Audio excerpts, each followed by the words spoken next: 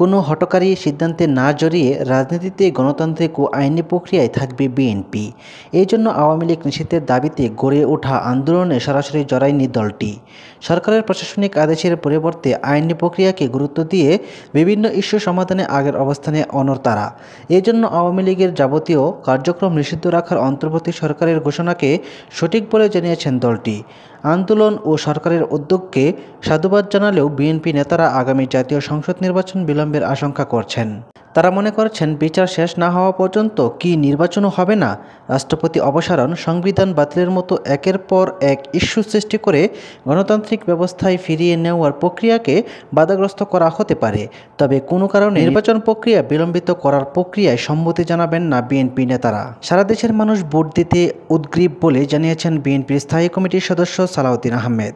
গতকাল এক অনুষ্ঠানে তিনি বলেন, এই জন্য প্রধান উপদেষ্টাকে আহ্বান জানিয়েছি নির্বাচনের একটা রুটম্যাপ ঘোষণা করতে। কারণ আওয়ামী লীগকে নিষিদ্ধের দাবিতে যেমন আন্দোলন হয়েছে, নির্বাচনের রুটম্যাপের জন্য হতে পারে।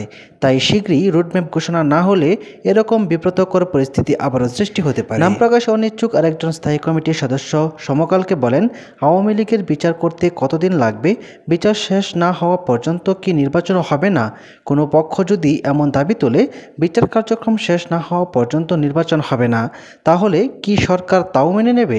এই অবস্থায় যদি বিএনপি নির্বাচনের দাবিতে রাজপথে নামে, তাহলে দেশের আইনশৃঙ্খলা পরিস্থিতি কোথায় গিয়ে দাঁড়াবে? নির্বাচন নিয়ে সরকার রোডম্যাপ ঘোষণা না করলে এ নিয়ে দুয়াশা আরও বাড়বে।